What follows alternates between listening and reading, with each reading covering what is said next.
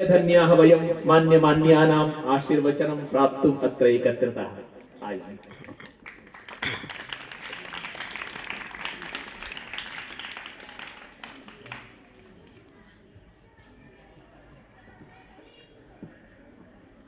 बोल बजरंगबली की जय श्री राम। जय जय श्री राम। बोल श्री राम जन्मभूमि की, काशी विश्वनाथ की, मथुरा काशी की। नमः पार्वती पते, हर हर महादेव।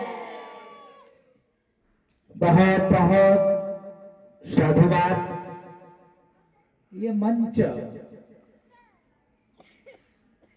विद्युत जन का है और इतनी प्रसन्नता हुई मुझको अजय जी के ऊपर, इसके नाते उनको कोट कोट धन्यवाद देता हूं। आज इस पावन धरा पर, जहां पर कई हजार ऋषि मुनि महात्मा तप करके देश और दुनिया, सनातन परंपरा, वैभव, संस्कृति को जिन्होंने इस धरा पर सुरक्षित रखा, ऐसी पावन जगह में इस दास को आने का अवसर दिया, इसके नाते मैं हरिओम जी को कोटि कोटि धन्यवाद व्यक्त करता हूं। आज इस मंच पर माननीय एमएलसी महोदय को कोट कोट साधुवाद, पूर्व आचार्य महोदय को भी आते ही उन्होंने अपना, संचालक महोदय ने कहा कि गुरुदेव सीधे आइए और माइक और मंच से संवाद हो। आते ही उन्होंने जिस प्रकार से अपना उद्बोधन दिया, बार बार उनको भी साधुवाद। विश्व हिंदू परिषद के माननीय जिलाध्यक्ष जी को भी ढेर सारा स्नेह,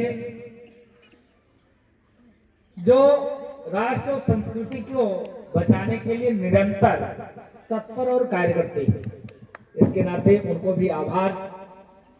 मंच के सामने विभिन्न विद्यालय महाविद्यालय के आचार्य, उनको बार बार नतमस्तक दंडवत प्रणाम। अखिल भारतीय विद्यार्थी परिषद के माननीय विभाग संगठन मंत्री जी अजय जी भाई साहब को ढेर सारा धन्यवाद। जिला संगठन मंत्री जी को भी आभार। इस कार्यक्रम के संयोजक जी को भी ढेर सारा आशीर्वाद। संचालक महोदय को बार बार प्रणाम। क्यों? उन्होंने कहा मुझको हिंदी नहीं आती। वाह, क्या बात है। जिस जगह पे हम खड़े हैं, ये जगह ऐसी गुरु परंपरा, गुरुकुल परंपरा से जुड़ा हुआ है, जहां से देश के विभिन्न कोने कोने में एक से एक विद्युत जन पहुंचे हैं। हिंदुस्तान में शंकराचार्य की भी पोस्ट पर पहुंचे हैं। विभिन्न जगह बड़े बड़े अधिकारी के पोस्ट पे हैं। देश के ही नहीं, अपितु विश्व के कोने कोने में यहाँ के छात्र विभिन्न पदों पर। यह सुनकर अभी हरिओम जी से बहुत अच्छा लगा। अभी हम लोग मंच पे जब एमएलसी महोदय बोल रहे थे तो हम लोग धृष्टता कर रहे थे, बातचीत कर रहे थे। जिस प्रकार से हमारी परंपरा, संस्कृति और संस्कृत आज स्थिति यह उत्पन्न हुई है, जो पाश्चात्य संस्कृति है, वह देश सनातन को अपना रहा है, संस्कृत को अपना रहा है। अमेरिका के संसद भवन में स्वस्ति वाचन से सदन शुरू होता है। कष्ट इस बात की है कि हिंदुस्तान के सदन में आज से एक दशक पहले तक वेद की मंत्र ऋचाएं, महर्षि वाल्मीकि जी की मंत्र की ऋचाएं, गोस्वामी तुलसीदास जी की कृत रामायण की दोहावली पद, ये अपने संसद भवन में लिखे होते थे, लेकिन आज वो नहीं दिख रहा। लेकिन जिसने इस संस्कृति को तोड़ा, कुचक्र रचा, प्रयास किया संस्कृत विद्यालय को खत्म करने का, आज स्वतः वह संस्कृत पर रिसर्च कर रहा है। आज वह स्वतः इस संस्कृति को जानने में लगा है कि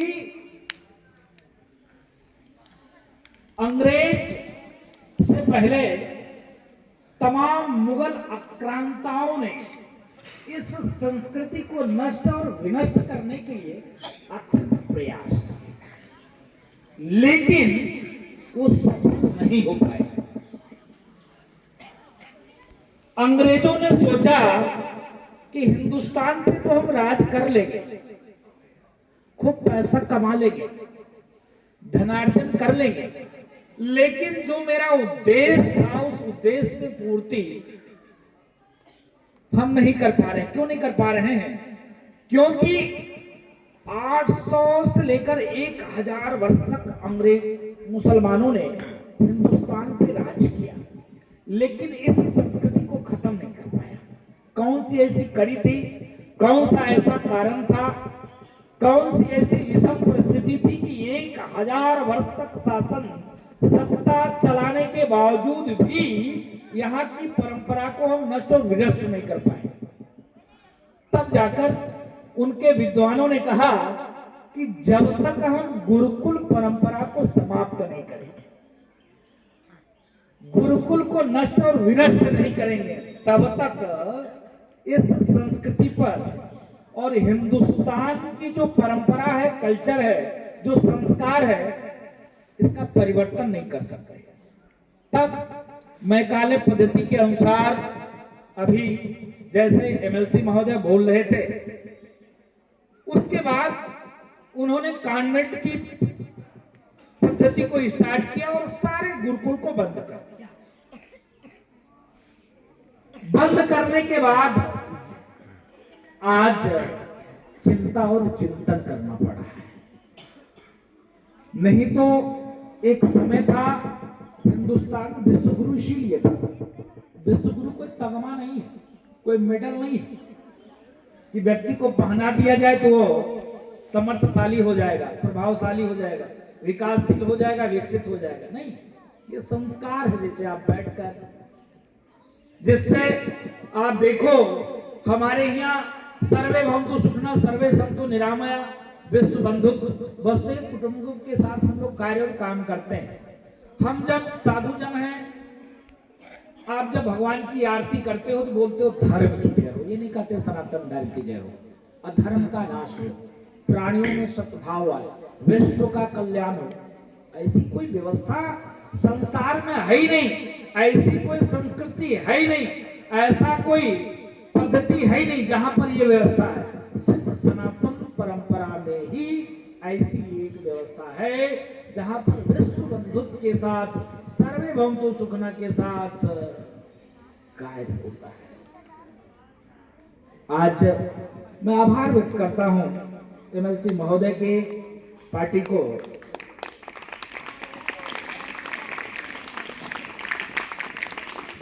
जो पार्टी अभी महोदय ने कहा कि जब हम शुरुआत करते हैं भारत माता की जय वंदे मातरम से शुरुआत करते हैं, ये कोई नारा नहीं है, ये तो संस्कार है हिंदुस्तान की, ये संस्कृति है कि माँ के वंदना से लोग शुरुआत करते हैं। इसको हर पार्टी को, हर दल को अपनाना चाहिए, किसी ने रोका थोड़ी नहीं। आज देखिए कितना परिवर्तन आ गया। एक समय था राम का नाम लेना जिह्वा पर पसंद नहीं लोग करते थे, राजनीतिक दल के लोग। हम सामान्य लोगों की बात नहीं कर रहे हैं, यह तो मंच दूसरा है, लेकिन कष्ट है। अगर हमारे साथ कोई एक कदम चले तो कोशिश करना चाहिए उसके साथ हम 10 कदम चले।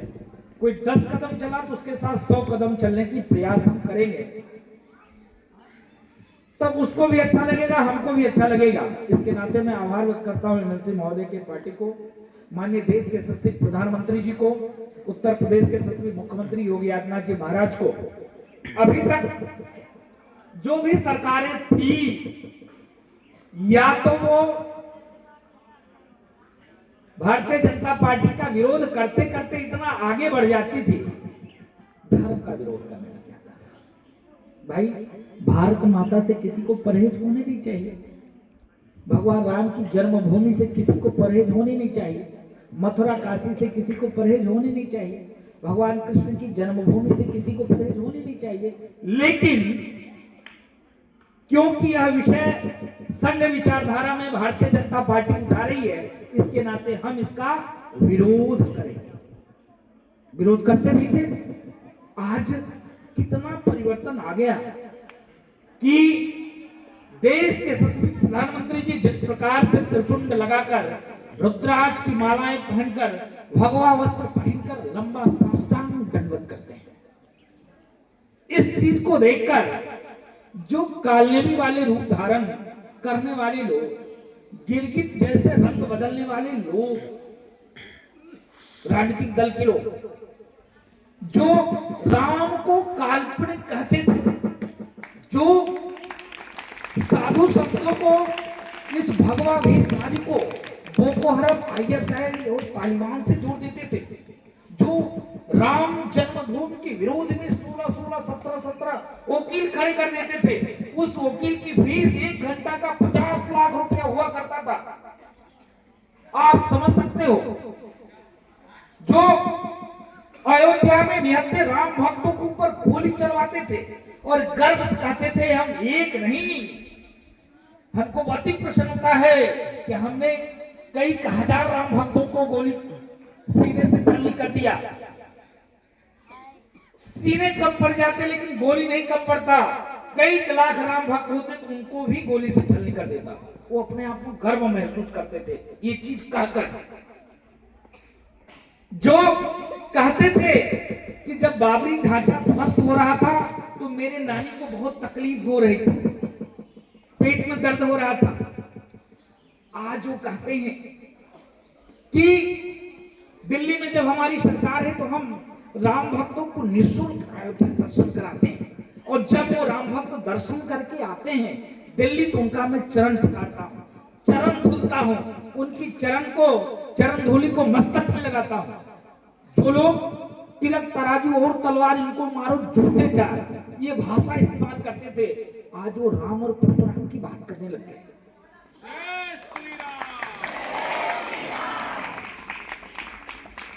जिस प्रकार से राजनीतिक दल के लोगों में बदलाव फ्री में नहीं आया, ऐसा नहीं आया, ये डरवस आया है।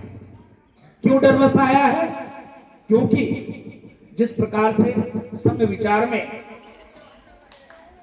भारतीय जनता पार्टी के नेतृत्व ने परिवर्तन करने की इच्छा जिज्ञासा जाहिर की और उसके बाद लगातार प्रयास कर भी रही है। शिक्षा के क्षेत्र में जिस प्रकार से बदलाव होना चाहिए था, आजादी तो हमको मिली लेकिन धार्मिक स्वतंत्रता नहीं मिली। विद्या के क्षेत्र में हमको आजादी नहीं मिला। आज भी वही घिसे पिटे मैकाले पद्धति, आज भी वही घिसे पिटे संविधान, जिस संविधान से देश का भला होने वाला नहीं है। आज भी वही व्यवस्था जो हमारे ऋषि मुनि महात्मा के बारे में कोई जानकारी स्टूडेंट को किसी भी स्कूल कॉलेज में नहीं दी जाती है। आप समझ सकते हो जिस प्रकार से आक्रांताओं ने 1000 वर्ष तक राज किया, इतने मंदिरों को नष्ट और विनष्ट किया, इतने गुरुकुल को जलाए, इतने गुरुकुल को तोड़े, इतने ऋषि मुनि महात्माओं की हत्या किया, इस प्रकार से मंदिरों को ध्वस्त किया, मंदिरों को मूर्ति उठाकर अपने मस्जिदों के तहखाने में लगाए, दबाए। आज उस व्यवस्था को कोई नहीं बताता, कहीं नहीं पढ़ाया जाता है। किसी भी स्कूल में, किसी भी शिक्षा प्रणाली में इसका वर्णन नहीं कि हमारे मंदिरों को किसने तोड़ा, कितने गुरुकुल परंपरा को नष्ट किया, कितने आचार्यों को गले काटे गए, कितने संस्कृत विद्यार्थियों को सरेआम तलवारों से काटे गए। आज देखिए 6-6 महीने तक नालंदा तक्षशिला विश्वविद्यालय जले, उनकी पुस्तकें जली, जहां पर खंडन मंडन की प्रक्रिया थी, सत्यवेदी बांध की व्यवस्था थी। ये सब कैसे खत्म हुए? गुरुकुल परंपरा को खत्म किया गया, इसके नाते ये नष्ट और विनष्ट हो गए। ये हमारी जो संस्कृति थी, परंपरा था। आज जिस प्रकार से आभार है हेमंत सिंह महोदय के पार्टी को, लगातार मोदी जी इस पर विचार कर रहे हैं। आज अयोध्या में जब देखिए मोदी जी पहुंचते हैं, जो भगवान की राम की जन्मभूमि, भाई भगवान राम की जन्मभूमि से, भगवान राम से बाबर एक विदेशी आक्रांता था, लुटेरा था, बलात्कारी था, हत्यारा था, जिसने हमारी माता बहन बेटियों की इज्जत लूटा, जिसने हमारे तमाम आचार्यों की हत्या किया, गुरुकुल को नष्ट और विनष्ट किया, तमाम साधु संतों को मारा, तमाम मंदिरों को तोड़ा, और उसका महिमा मंडन जिस प्रकार से विधर्मियों ने करके, और जहां पर 100% साधु संत ही है, जहां पर 100% मंदिर ही है, वहां पर एक प्रतीक चिन्ह स्थापित करके, और पूरे देश में जिस प्रकार से षड्यंत्र की रचना की। लेकिन आभार व्यक्त करता हूं संघ विचारधारा को, जिसने ये प्रयास किया, कोशिश किया, उस कोशिश में सफल भी हुए। और इस प्रकार सफल हुए, जो लोग डराते थे कि राम जन्मभूमि मंदिर का आदेश आएगा, कई लाख लोग मरेंगे, कटेंगे, कत्लेआम होगा, ये हत्या हो जाएगी, ऐसा हो जाएगा, देश में संभालना कठिन हो जाएगा। लेकिन सुनकर एमएलसी महोदय अचंभा होगा कि जो रोज क्राइम रूटीन होते थे, लूट, हत्या, बलात्कार, वो भी नहीं हुआ उस दिन। हर व्यक्ति टकटकी निगाहें भरी देख रहा था, क्या आदेश आने वाला है, क्या होने वाला है। आदेश आया, राम जन्मभूमि के पक्ष में आदेश आया। कोर्ट नहीं मानी हमारे वेद पुराण शास्त्र उपनिषद को, कोर्ट ने कहा प्रत्यक्ष प्रमाण चाहिए। इसके नाते सर्वे हुआ, सर्वेक्षण हुआ, रडार सर्वे हुआ, खुदाई हुआ। खुदाई में वहां पर 5 फीट, 7 फीट, 3 फीट, 4 फीट के बड़े बड़े स्टोन के, काले स्टोन के, व्हाइट, सफेद, लाल पत्थरों में पत्थर निकले, जिसमें हमारे सनातन परंपरा, हमारी देवी देवताओं की खंडित विखंडित मूर्तियां उस स्टोन में बने हुए थे। और यज्ञ, आहुति, हवन कुंड निकले वहां पर पत्थर के बने हुए। भगवान भोले की 5 फीट की शिवलिंग निकली। इसके बाद कोर्ट ने कहा कि हाँ, यह जगह सनातन परंपरा से जुड़ी है, यह किसी विदेशी आक्रांता, आक्रमणकारी का नहीं है। तब जाकर कोर्ट माना और आदेश आया। आदेश आने के बाद देश के सभी प्रधानमंत्री जी भूमि पूजन किए, उस कोरोना काल में स्वच्छ कार्यक्रम किया। यहां तक विपक्षियों ने योजना बनाया, बोला कि अरे मुहूर्त ही नहीं है। जब सारे चीज में चूक गए वो लोग, तब उन्होंने कहा कि मुहूर्त ही नहीं है। तब हमारे आचार्यों को वर्गलाया, जगत गुरुओं को वर्गलाया, उनको आगे लाया कि चलो हम तो रोटी नहीं सेक पाए, अब इनको आगे कर दो, क्योंकि ये तो जगत गुरु हैं, शंकराचार्य हैं। ये बात बोलेंगे तो देश और दुनिया कहेगी कि ये देखो ये भाजपाई हैं, बिना मुहूर्त की ऐसा कार्य करे। तो पार ब्रह्म परमात्मा है, उनके लिए कौन मुहूर्त, कैसा मुहूर्त? जो जगत का नियंता हो, जिसके नाम लेने से भवसागर व्यक्ति पार हो जाता हो, क्या उनके लिए कैसा मुहूर्त? तब जाकर भूमि पूजन किया, और भूमि पूजन के बाद आज अयोध्या में भव्य दिव्य राम जन्मभूमि मंदिर निर्माण कार्य चल रहा है, जो 500 वर्ष के संघर्ष के बाद विधर्मियों ने, आताताइयों ने, आक्रांताओं ने जो हमारे मंदिर को तोड़े थे, वो 500 वर्ष के बाद, वो 500 वर्ष के संघर्ष के बाद ऐसा कार्य संभव हुआ और अयोध्या में भव्य दिव्य राम जन्मभूमि मंदिर निर्माण कार्य चल रहा है। उसी प्रकार बाबा विश्वनाथ कॉरिडोर इतना खूबसूरत देखकर अति प्रसन्नता हुई। हमारी ड्यूटी लगी थी अयोध्या के 23 महामंडलेश्वर और विद्युत जन को ले जाने का व्यवस्था मिली थी, किनको कहाँ ठहराना, कैसी व्यवस्था देना है आप जानो। मैं जल्दी पहुंच गया। उस दिन हम लोग को छूट मिली हुई थी। मैं परिसर में 2 बजे रात को ही पहुंच गया और 2 बजे रात को पहुंचने के बाद तो पुलिस वाले अचंभव है, कहें महाराज जी कार्यक्रम तो 7 बजे है। तो मैंने अपना ये दिखाया कि भाई मैं व्यवस्था में हूँ, कहाँ किसको बैठाना है ये व्यवस्था मुझको मिली है। इसके नाते मैं पहले आ गया। तो मैं पहले 8-10 कुर्सियां लगवाई। हमारे पास जो लिस्ट थे कि इनको फलाने शंकराचार्य के यहाँ बैठाना है, फलाने बापू को यहाँ बैठाना है, फलाने के यहाँ बैठाना, ऐसे करके धीरे से फिर भगा। वो जगह कैसा है जिस जगह को लेकर हम लोग चर्चा और चिंता और चिंतन करते हैं। मैं वहां सीआरपीएफ वाले परिचित थे, उनसे मैंने निवेदन किया कि मैं अंदर जाना चाहता हूं। कहीं ये तो संभव नहीं है। तो ये माइक पे बोलने की विषय नहीं है, लेकिन आभार व्यक्त करता हूं। एक लोगों से बात करने के बाद उन्होंने मुझको अनुमति दिया। जाने के बाद जब मैं देखा अंदर उस परिसर में अंदर, तो वहां अभी भी खंडित विखंडित मूर्ति अंदर पड़े हुए हैं और दीवार पर किसी भी मस्जिद में ऐसा संभव नहीं। आचार्य जी, दीवार में उन लोगों ने इतना प्रयत्न किया, फिर भी विधर्मी कितने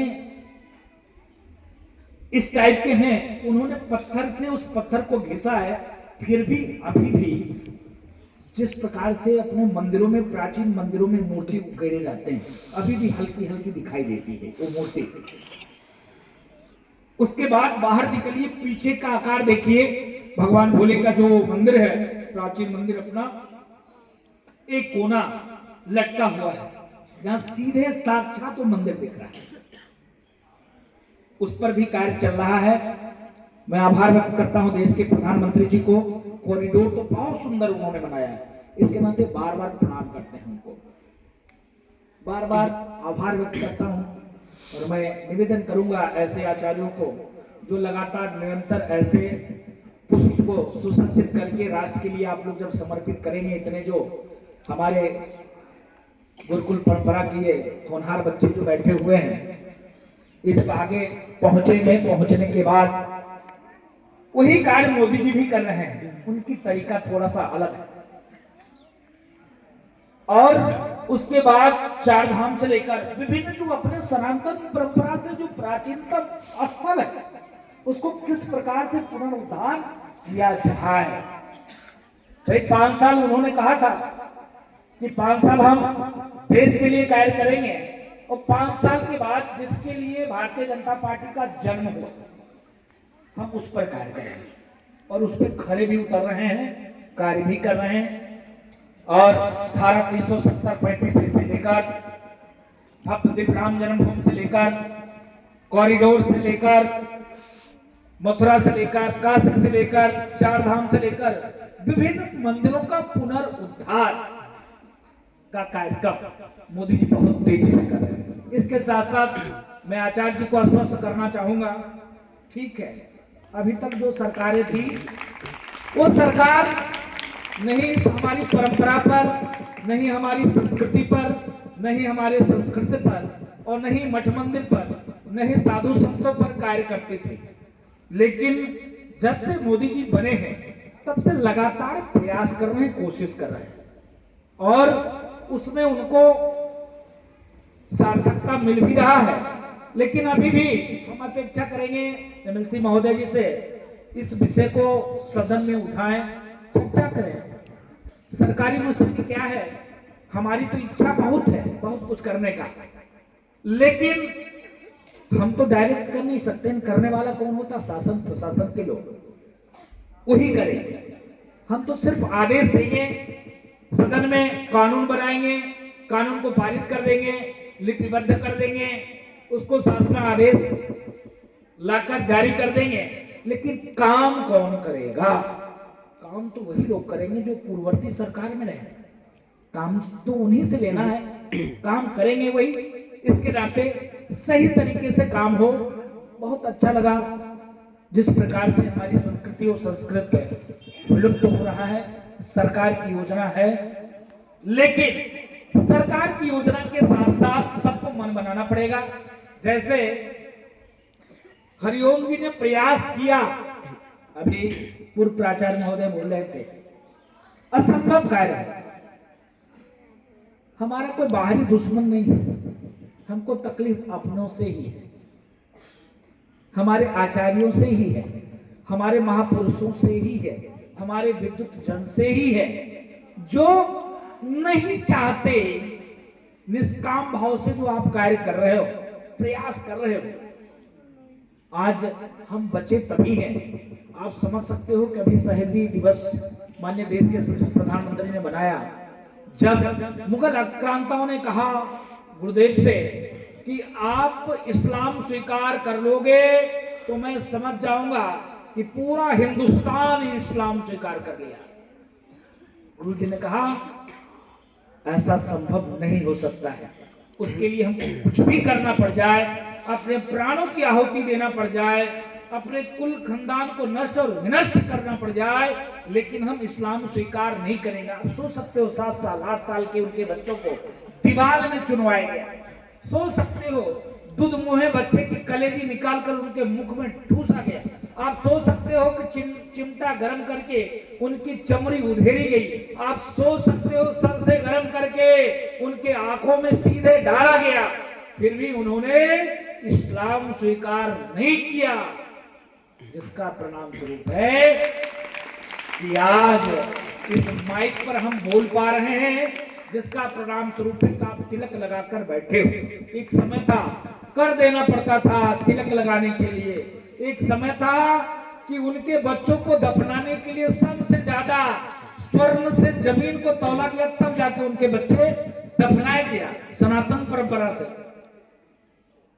जजिया कर देना पड़ता था, लेकिन हमारे पूर्वज इतने महान थे, ये सारे संघर्ष को झेलते हुए भी आज के जैसे नहीं कि प्रधान जी शाम को जरा सा दे दिए एक पैक तो सवेरे वोट दे दिया, 5 साल अपना बेच दिया। फ्री में देने वाले लोग हैं, फ्री में आदेश दे दिया कि हम निःशुल्क सब कुछ दे देंगे। तो भाई एमएलसी महोदय, आज का राजा कौन है? ये राजा है आज के भाई, प्रधानमंत्री मुख्यमंत्री, यही राजा है आज का। क्योंकि लोकतांत्रिक व्यवस्था है, प्रजातांत्रिक व्यवस्था है, संविधान की राज है। संवैधानिक तरीके से जो चुन के जाएगा वही राजा होगा आज के समय में। पहले चक्रवर्ती राजा महाराजा हुआ करते थे, आज प्रजातांत्रिक व्यवस्था से जो चुन के जाएगा वही राजा होगा मेरा। जिस प्रकार से कार्य करने की पद्धति, सरकार की मंशा, आभार व्यक्त करते हैं, लेकिन मैं आपसे निवेदन करूंगा, अपेक्षा भी आपसे करूंगा, क्योंकि आप जनप्रतिनिधि हैं, एमएलसी हैं, सदन में इस चीज को उठाएं। अभी भी कार्य तो हो रहा है, 70 वर्ष से उधर 500 वर्ष हमको चला गया, फिर आजादी तो मिली, लेकिन किसी भी प्रकार से धार्मिक आजादी मिली ही नहीं। धर्म के विषय पे चिंता और चिंतन ही नहीं हुआ। वही बेधर्मियों की व्यवस्था को पुनः लागू करके कार्य चल रहा है, लेकिन थोड़ा सा गिरगिट जैसे चाल अपनाया है माननीय मोदी जी ने, उसको उत्तर प्रदेश में उतारने का प्रयत्न यशस्वी मुख्यमंत्री पूज्य योगी आदित्यनाथ जी महाराज कर रहे हैं। लेकिन जिस प्रकार से यहाँ की गुरु आचार्य परंपरा गुरुकुल की व्यवस्था में लगे लोग प्रयासरत हैं, उसमें आपसे अपेक्षा है एमएलसी महोदय के सदन में इस चीज को उठाकर इस पर और भी अभी सरकार को, जिस प्रकार से सरकार ने उर्दू के लिए कार्य किया, वहां पर जिस प्रकार से लैपटॉप तमाम चीज, उसी प्रकार से गुरुकुल परंपरा में भी हम कोशिश करेंगे और भी थोड़ा बहुत बजट देने की जरूरत है। हमारे जो आचार्य हैं उनके ऊपर चिंता और चिंतन करने की बात है।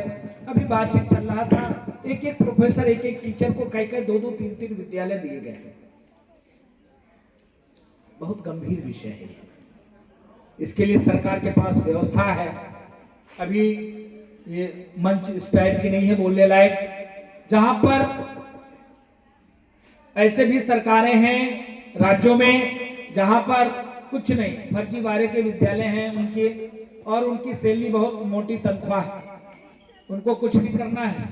मौलवियों को मुतलवियों को 40-45 हजार 60 हजार सैलरी दी जाती है, तमाम ऐसे राज्य हैं।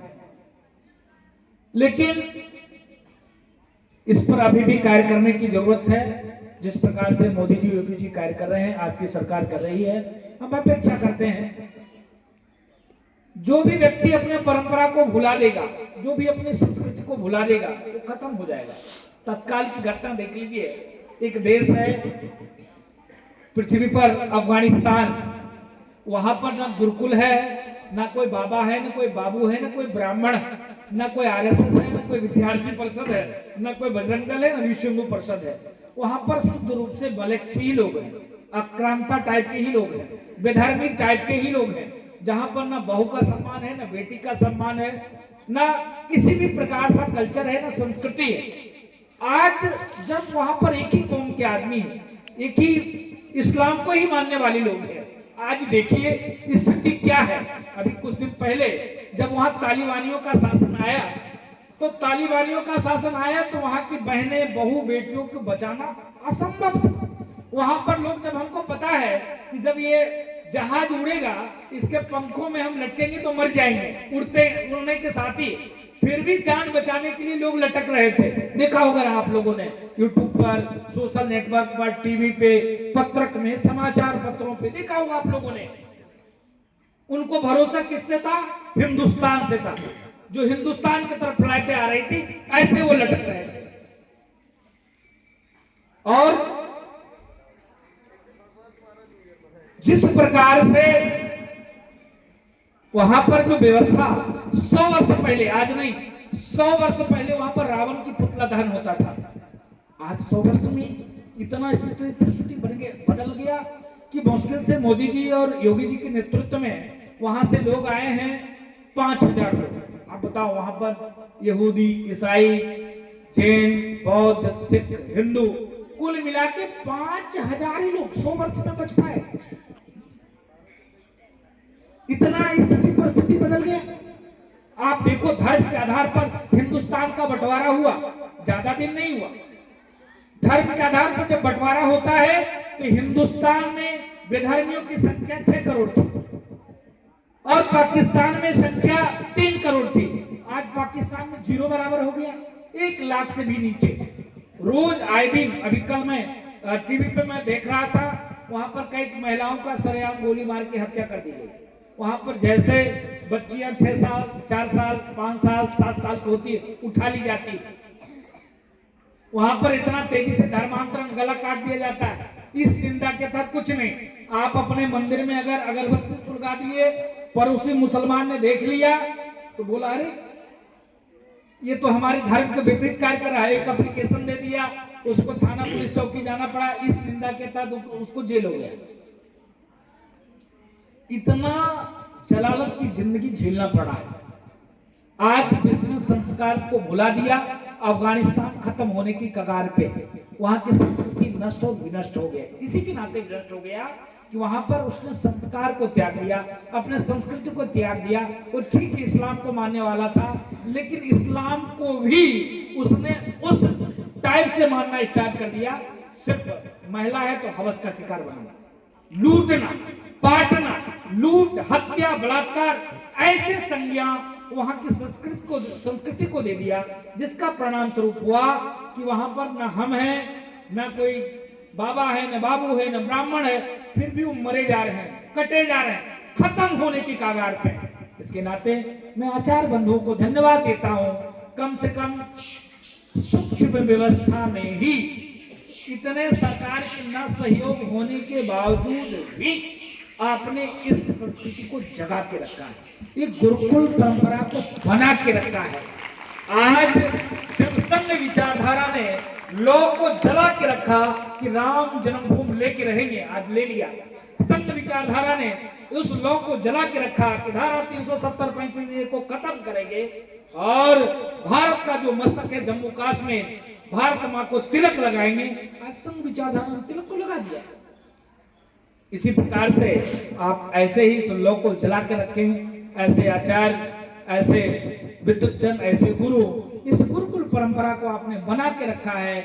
ऐसे ही ठीक है, सूक्ष्म में ही, ये विपरीत परिस्थिति में ही सही, लेकिन आभार व्यक्त करिए मोदी जी और योगी जी को कि इस पर कार्य कर रहे हैं। हम उम्मीद करते हैं उनसे, क्योंकि संत हैं।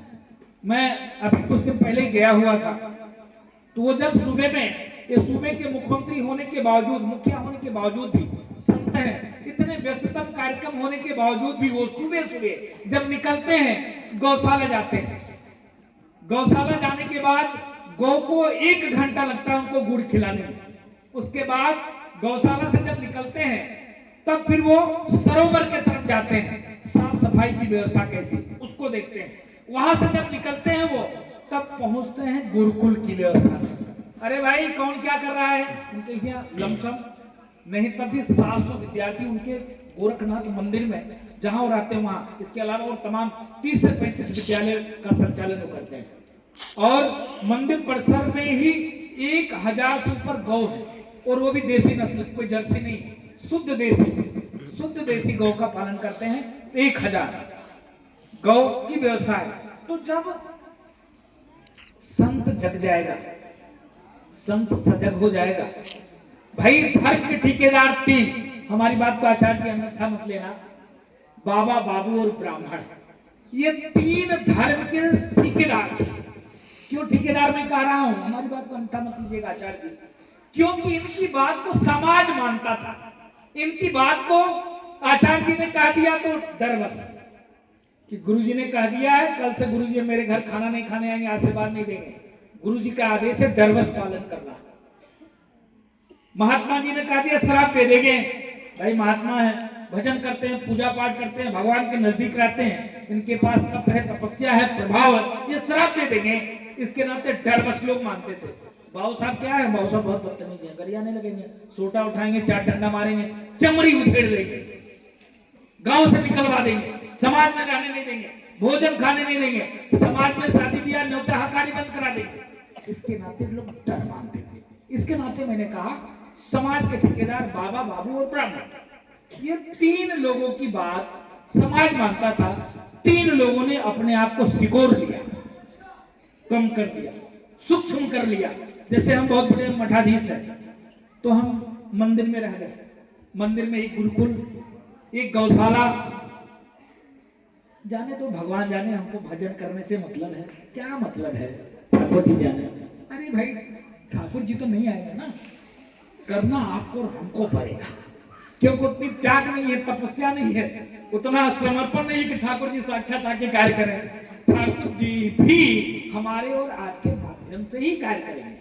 इसके नाते मैं रोज किसी न किसी चैनल पे बैठा रहता हूँ, रोजाना 1-2 चैनल पे तो रोज ही रहता हूँ, और इससे बड़े बड़े धर्म गुरुओं से थोड़ा बहुत हमारी खटास हो जाती है, लफड़ा हो जाती है, झगड़ा भी हो जाती है। एक दिन जगत गुरु राम भद्राचार्य जी महाराज और मैं बैठा था, हमने कहा महाराज जी आपसे बहुत तकलीफ है। उन्होंने कहा क्यों बेटा, तुम तो मेरे शिष्य हो और तुम मुझको नहीं। बात में मैंने कहा महाराज बहुत तकलीफ है आपसे। बोले क्यों? हमने कहा महाराज जी आपके लाखों शिष्य हैं, लाखों आपके अनुयायी हैं, वो चाह जाए तो क्या नहीं कर सकते, लेकिन कथा के बाद आप महाराज जी ध्यान ही नहीं देते समाज के ऊपर। ठीक है, कथा में 2000, 4000, 10,000, 15,000, 20,000 शिष्य आपके आए, आपको सुने और चले गए। महाराज जी सत्य विचार को देखिए। आज मैं अजय जी इकलौते बाप के बेटे हैं और पूर्णकालिक के तौर पे कार्य कर रहे हैं, कोई नहीं। ऐसे मैं विद्यार्थी परिषद में काम करने के नाते मैं बहुत घरों में गया हूं जो पूर्णकालिक है, जो राष्ट्र के लिए अपने आप को समर्पित कर दिया। जब हम संत हैं महाराज जी, घर द्वार छोड़ दिया, सब त्याग दिया। ठीक है महाराज जी, आपने विश्वविद्यालय खोल रखा है, अंध विद्यालय पे विकलांगों के लिए आप अच्छा कार्य करते हैं महाराज जी, लेकिन आप चाहेंगे तो कई लाख संस्कृत विद्यालय ठीक हो सकते हैं। ऐसे आचार परंपरा की व्यवस्था और सही हो सकता है। जो संत हैं आपके यहाँ लमसम नहीं तब भी 100 से 150 साधु संत हैं जो भजन करते हैं, पूजा पाठ करते हैं, आपके मंदिर में व्यवस्था में लगे हैं। ऐसे महाराज जी ज्यादा नहीं 10 ही आप निकाल दो राष्ट्र के लिए। चलो ये सब छोड़कर आप राष्ट्र के निर्माण कार्य के लिए लग जाओ। बोले बेटा ठीक तो कर रहे हो, लेकिन ये तुम टीवी पे बोले अच्छी बात नहीं, बैठ के बात करो। तो हम अपने आप को सिकोड़ लिए हैं। जो ब्राह्मण जन है वो अपने कर्मकांड में, अपने बच्चों का लालन पालन में थोड़ा सा कोशिश कर रहे हैं, जिसके नाते आज ये खिला हुआ फूल हमारे सामने में दिख रहा है। जो होना चाहिए ठीक है, हमारे पूर्वजों ने इतना संघर्ष किया तब हम आज बचे हैं। आप लोगों ने इतनी त्याग किया, तपस्या किया, अपने पूरी प्राणों की आहुति दे दिया। रातों दिन आपको कोई जजमान कुछ भी नहीं देता, फिर भी जाकर स्वस्ति वाचन से लेकर टुंडन मुंडन विवाह से लेकर सारी परंपरा को आप निर्वाह करते हो। मैं देखता हूँ बहुत कष्ट होता है। मैं रोज 2, 4, 5, 10 शादी विवाह में रहता हूँ। कष्ट ये होता है कि लोग पीने के लिए इतना दे देते हैं, कि दारू की व्यवस्था इतना दे दिया, ये क्या है भोजन की व्यवस्था इतना लाख दे दिया, ये क्या है नाचने वालों को इतना दे दिया, ये क्या है कि जो वो पाश्चात्य संस्कृति वाली बहनें आधी पहने रहती है नंगी टाइप की, उसके लिए इतना लाख रुपया दे दिया। अगर पंडित जी पूजन करा रहे हैं, पंडित जी 100 रुपया नहीं दे पाएंगे, 50 रुपये रखेंगे, 10 रुपया रखेंगे। मैंने लमसम एमएलसी महोदय अन्यथा मत लीजिएगा, समय मैं ज्यादा ले रहा हूँ, आप घड़ी देख रहे हो, मैं माफी चाहूंगा, इतने सुंदर बालक है इसके नाते बोल रहा हूँ। मैंने देखा कि 500 का नोट कहीं नहीं, 100 अच्छा ठीक है पंडित जी इतना नहीं दे पाएंगे, 100 रुपया निकाला दे दिया। कि भाई जहां पर 50 लाख रुपया आप खर्चा कर रहे हो, इससे कम नहीं। किसी भी शादी विवाह में मैक्सिमम हम गरीब टाइप के लोग हैं, फिर भी 10 लाख रुपया से कम कहीं खर्चा होता ही नहीं किसी शादी विवाह।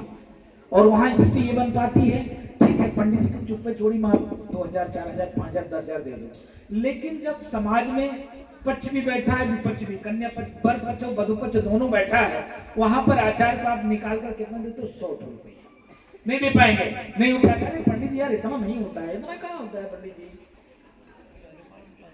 बहुत तकलीफ होता है, बहुत कष्ट होता है। एक जगह मैं अभी तो ये लग गया है, अभी जो एक हाँ जी अभी एक शादी थी, तो दोनों तरफ के लोग परिचित थे, तो मैं धीरे से रुपया निकाला, अपना जेब में लेकर बैठा। वो दोनों लोग झगड़ा कर रहे थे, अच्छा आप 100 दिए हैं तो अच्छा ठीक है आप 200 देंगे। तो हम धीरे से 500 रुपया निकाला और इनके भी हाथ पे रख दिया, 500 उनके भी हाथ पे रख दिया। कहना अरे महाराज जी संतों को तो देना चाहिए, गलत बात है मैं ले रहा हूँ, साधु पैसा नहीं लेना चाहिए। हमने कहा यार इतनी मोटी गड्डी लेकर 500 का बैठे हो, 100 का लेकर बैठे हो, 20 का लेकर बैठे हो, ये दिखाने के लिए लेकर बैठे हो क्या, या झगड़ा करने के लिए बैठे हो क्या? कितना दे दोगे? अरे पंडित जी कह रहे हैं तो 200 कर दो, 300 कर दो, तुम 20 का रुपया निकाल कर लेकर बैठे हो, झगड़ा कर रहे हो, कौन सी बात हो गई? तो ये जो व्यवस्था है,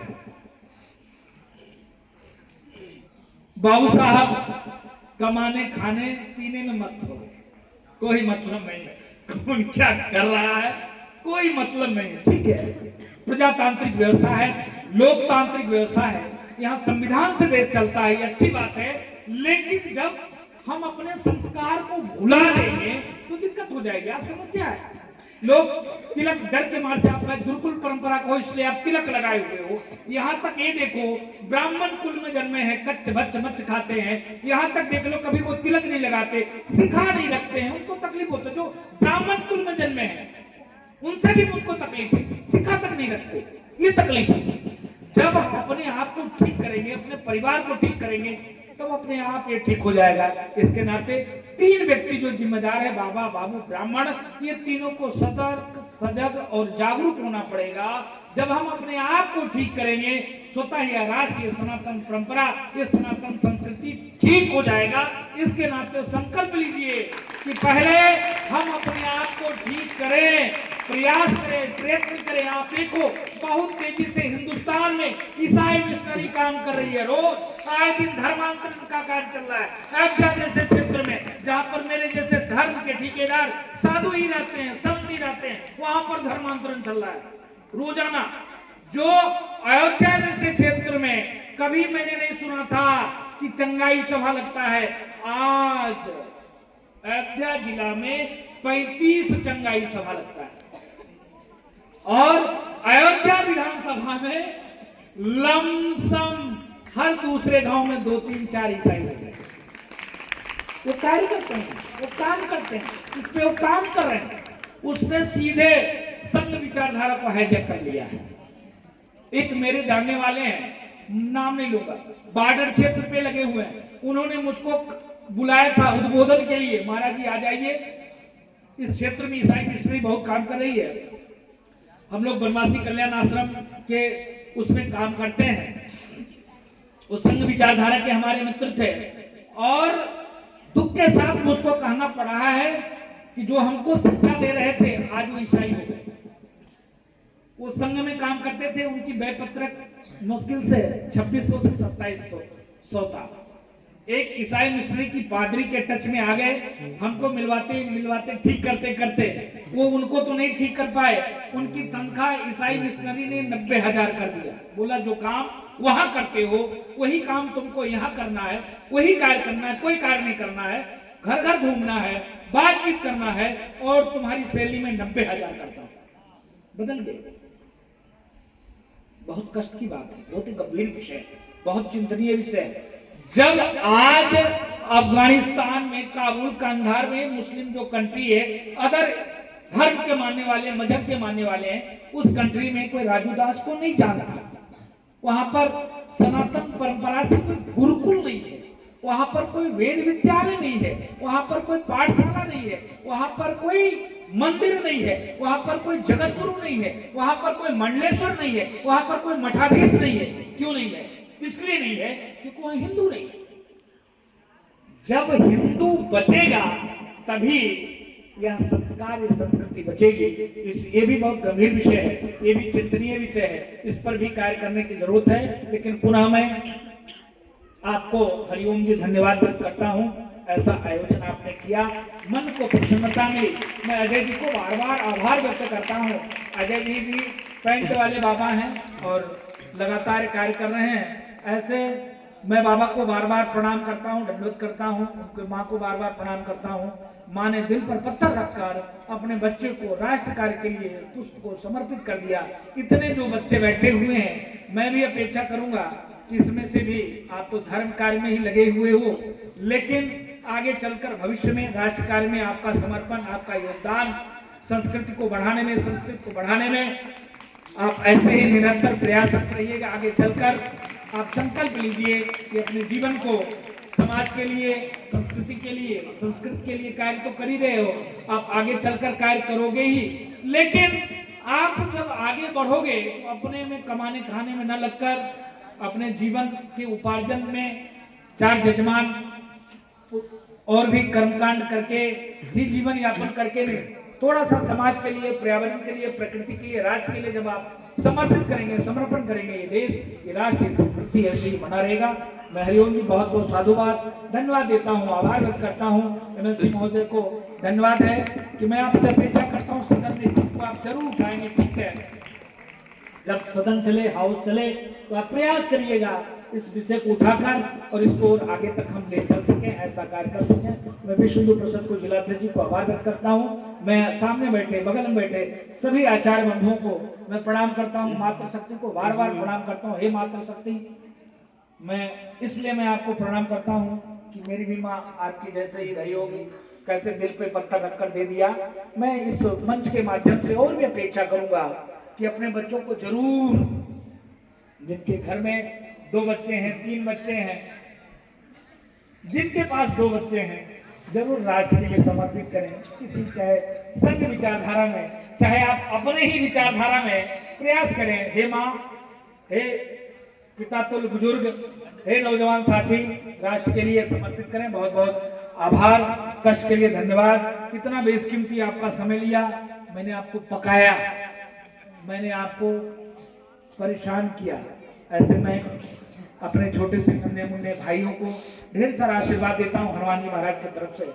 हमारी परंपरा बहुत थी, कई लाख करोड़ वर्ष प्राचीन है, इतनी प्राचीन है, यह तुच्छ मुंह से संभव नहीं है इसका वर्णन करना।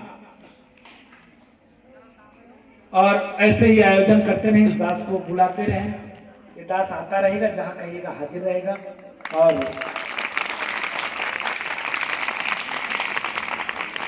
मैंने अभी 15 दिन पहले 3 दिन प्रवास किया मुख्यमंत्री जी के साथ। मैंने कहा महाराज जी, मेरे यहाँ जो संस्कृत विद्यालय है, संस्कृत विद्यालय में जगह 8 खाली है महाराज जी।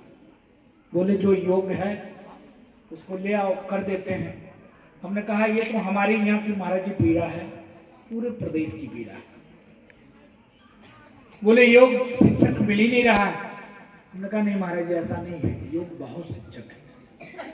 थोड़ा सा आपकी जो मानक है, आपकी जो व्यवस्था है, उसको थोड़ा सा महाराज जी ठीक करें। जब इसको आप महाराज जी ठीक कर देंगे तो मुझको लगता है कि आने वाली जो पीढ़ी है, आने वाला जो दिन है, वो देश और संस्कृति के लिए ठीक होगा, संस्कृत के लिए ठीक होगा। बहुत बहुत आभार, बहुत बहुत धन्यवाद। इस मंच को बार बार प्रणाम, बहुत बहुत साधुवाद। भारत माता की जय श्री राम, जय जय श्री राम। श्री राम जन्मभूमि की, काशी विश्वनाथ की, मथुरा काशी की, नमः पार्वती पते, हर हर महादेव। पुनः एक बार, भारत माता की, भारत माता की, वंदे वंदे वंदे। बहुत बहुत साधुवाद, बहुत बहुत धन्यवाद। बार बार प्रसन्नता है, आपको छोड़ने का मन नहीं करा, बार बार धन्यवाद, प्रणाम, ढेर सारा आशीर्वाद। हनुमान जी महाराज के तरफ से आशीर्वाद, बल बुद्ध विद्या। हनुमान जी महाराज आपको प्रदान करें। हनुमान जी महाराज के दास होने के नाते अपेक्षा करेंगे हनुमान जी महाराज से कि आपको शक्ति प्रदान करें, संबल प्रदान करें, जिससे आगे चलकर आप कोई इसमें से महामंडलेश्वर बने, कोई जगत गुरु बने, जो देश और दशा को तय कर सके। ऐसे लोग का यहाँ से, क्योंकि अभी महाराज जी बोल रहे थे कि यहाँ से एक लोग हुए हैं, तो अपेक्षा करेंगे इसमें से ऐसे लोग होंगे। बहुत बहुत साधुवाद, बहुत बहुत धन्यवाद। पाठेम संस्कृतं जगति सर्वमानवान्, प्रापयेम भारतं सपदि परम वैभवम्।